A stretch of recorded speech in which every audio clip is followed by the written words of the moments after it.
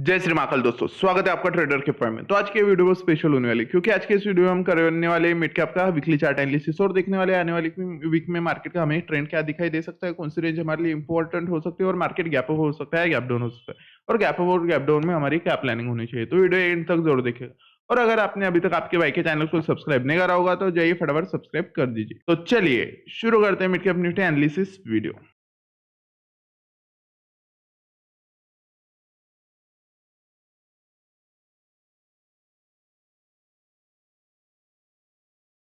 तो previous week में आप अगर देखोगे तो मार्केट कहाँ पे ओपन हुआ था, मार्केट हमें ओपन होता नजर आया 10,344 के पास में और क्लोज मार्केट ने दिया था 10,239 के पास में। मतलब मार्केट ओपन होने के बाद मार्केट कहीं ना कहीं निगेटिव क्लोज दिया था, बट निगेटिव क्लोज कहाँ पे दिया था आप अगर देखोगे तो मार्केट ने निगेटिव ट्राई किया था डाउन साइड में पुश करने का 9,885। यहाँ पे पुश करने के ट्राई करने के बाद मार्केट क्या किया, अप साइड में क्लोज करता हुआ नजर आया। मतलब यहाँ पे क्या था, एक बाइंग रेंज था, यहाँ पे कहीं ना कहीं एक पिन बार पैटर्न बना था।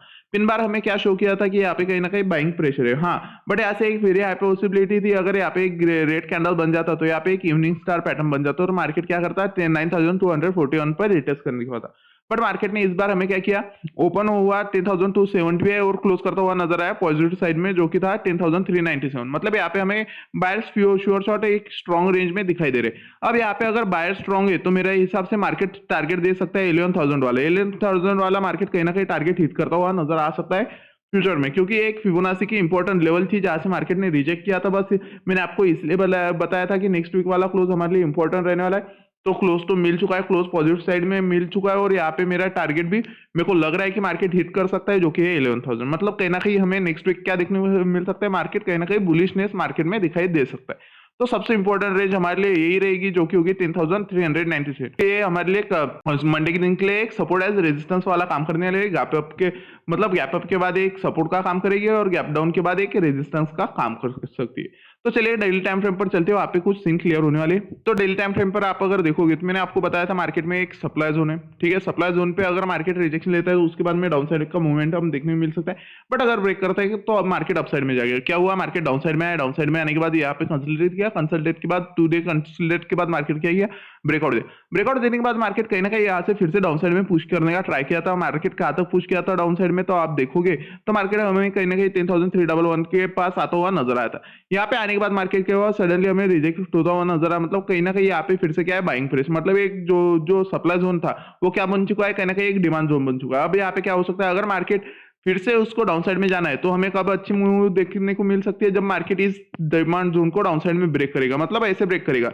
अगर ऐसा कुछ होता है तो उसके बाद में मार्केट में शार्प सेलिंग आ सकती है। क्यों, क्योंकि मार्केट अब क्या कर चुका है, अप साइड में ब्रेकआउट दे चुका है। तो कहीं ना कहीं यहाँ पे बायर्स लोग इंटरेस्टेड है। अगर मार्केट फिर से डाउन साइड में आता है तो यहाँ से हमें अच्छी खासी सेलिंग दिखाई दे सकती है।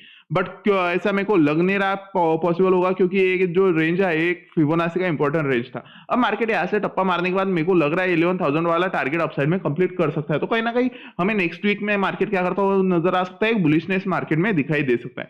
तो मंडे के दिन तो मुझे लग रहा है कि हमें ज्यादातर न्यूट्रल ही रहना चाहिए और बाइंग साइड में ज्यादा फोकस करना चाहिए। क्यों, क्योंकि वो मैं आपको 15 मिनट पे एक्सप्लेन कर देता हूँ। तो चलिए चलते 15 मिनट टाइम फ्रेम पर। तो 15 मिनट टाइम फ्रेम पर आप अगर देखोगे तो मैंने आपको बताया था प्रीवियस डे की मार्केट क्या हो सकता है, गैप अप हो सकता है। गैप अप हुआ, गैप अप के बाद मैंने आपको रेंज दिया था 10,402। वैसे मार्केट क्या किया है, रिजेक्शन लिया, मतलब वैसे क्या हुआ, सेलर्स लोग एक्टिवेट हुआ। तो आप देख सकते हो आपके भाई आपके लिए कितना प्रॉपर लेवल निकाल के आते। प्लीज यारो सब्सक्राइब करो, मेरे को सपोर्ट करो। तो मार्केट में वही से रिजेक्शन आना है, रिजेक्शन आने के बाद अगर आप तो यहाँ से एंट्री नहीं ले पाए तो यहाँ पे तो आपको बिल्कुल डेफिनेटली एंट्री लेना था। क्यों लेना था, क्योंकि मार्केट क्या किया था, ऐसे कैसे हमें सेलिंग लेता हुआ नजर आया था। सेलिंग लेता हुआ नजर आया था, मार्केट डाउन साइड में गया, रिटेस्ट किया, यहाँ पे एक शूटिंग स्टार बना। शूटिंग स्टार बनाने के बाद मार्केट 1:2 डाउन साइड में देता हुआ नजर आया। देने के बाद मार्केट आप अगर देखोगे तो मार्केट कहाँ पे रुक गया था, 10,350 क्यों, क्योंकि आप अगर देखोगे तो मार्केट डाउन साइड में कंसोलिडेट किया। कंसोलिडेट के बाद एक शार्प मूव कहां से लिया, सेम रेंज से लिया। मतलब यहाँ पे क्या था, बाइंग रेंज था और प्रीवियस टाइम यहाँ पे क्या था, एक सेलिंग रेंज था। तो कहीं ना कहीं एक रेजिस्टेंस है, सपोर्ट वाला लेवल था, मतलब कहीं ना कहीं एक डिमांड जोन था। तो मार्केट क्या किया, इसको ब्रेकआउट दिया, अप साइड में गैप अप हुआ, गैप के बाद यहाँ पे रिटेस्ट हुआ, रिटेस्ट के बाद यहाँ पे एक बुलिश कैंडलस्टिक पैटर्न बनाया। उसके बाद मार्केट 1:2 का टारगेट देता हुआ नजर है। अब मार्केट क्या किया, उसके बाद मार्केट टारगेट देने के बाद क्या किया, फिर से अपसाइड में गया। अपसाइड में जैसे ही यहाँ से एक सेलिंग प्रेशर था वैसे हमें डाउन साइड में जाता हुआ नजर आया। अब डाउन साइड में जाने के बाद मार्केट फिर से क्या किया, एक डिमांड जोन पे कंसोलिडेट किया, जो कि हमारे पास में एक बाइंग जोन था जहां से मार्केट ने मॉर्निंग में मुंह लिया था। वहाँ पे कंसोलिडेट किया, कंसोलिडेट करने के बाद अच्छा खासा ब्रेकआउट करता हुआ नजर आया। अब ब्रेकआउट करने के बाद आप अगर देखोगे तो मार्केट यहाँ पे क्या किया है, जो लोग यहाँ से सेलिंग खरीद दिए थे उनके एसएल मार्केट खा चुका है। अब आने वाला दिन मतलब मंडे के दिन हमें क्या देखने को मिल सकता है, जो मंडे के दिन कहीं ना कहीं हमें मार्केट पॉजिटिव ओपन होता हुआ नजर आ सकता है, गैप अप हो सकता है। अब गैप अप कहाँ पे देखने को मिल सकता है, तो मेरे हिसाब से हमें गैप अप देखने को मिल सकता है 425 और 450 के बीच में, मतलब इस रेंज के आसपास हमें गैप अप देखने को मिल सकता है। अब अगर मार्केट यहाँ पे गैप अप हो रहा है तो हमारी प्लानिंग क्या होनी चाहिए, तो हमारी प्लानिंग सेम रहेनी चाहिए कि मार्केट अगर गैप अप हो रहा है, फर्स्ट कैंडल क्या कर रहा है, डाउन साइड में आने का ट्राई कर रहा है, तो कहीं ना कहीं डाउन साइड में अगर मार्केट आता है तो हमें कहाँ पे फोकस करना है, हमें इस रेंज पे फोकस करना है जो कि होगी आज की क्लोजिंग रेंज 10,391। क्यों, क्योंकि ये कहीं ना कहीं एक डिमांड जोन का काम कर सकती है, एक सपोर्ट का काम कर सकती है। मार्केट अगर डाउन साइड में आकर यहाँ से रिजेक्शन ले रहा है तो हम यहाँ से सीधा सीधा बाइंग साइड में जाएंगे। क्यों जाएंगे, क्योंकि यहाँ से हमें कहीं ना कहीं रिजेक्शन देखने को मिला है। रिजेक्शन अगर मिलता है मतलब यहाँ पे कहीं ना कहीं बायर्स लोग इंटरेस्टेड है। बायर्स क्यों इंटरेस्टेड है, क्योंकि प्रीवियस डे जो बाइंग चला था उसके बाद मार्केट क्या किया था, अप साइड में गया, डाउन साइड में क्यों आया, क्योंकि यहाँ से एक प्रॉफिट बुकिंग आया, तभी मार्केट डाउन साइड में। अब डाउन साइड में आने के बाद फिर से मार्केट यहाँ से रिजेक्शन ले रहा है, तो कहीं ना कहीं यहाँ पे क्या है, न्यू बायर्स इंटरेस्ट मार्केट में दिखाई दे रहा है, सेलर्स लोग रिजेक्ट हो रहे हैं डाउन साइड से, ये हमें दिखाई देता है। मतलब कैंडलस्टिक की एक साइकोलॉजी हमें यहाँ पे दिखाई दे रही है। कैंडलस्टिक बोल रहा है कि डाउन साइड से मुझे बाइंग मिल रहा है, तो मैं यहाँ से अपसाइड में निकल सकता हूँ, एक प्रोबेबिलिटी है।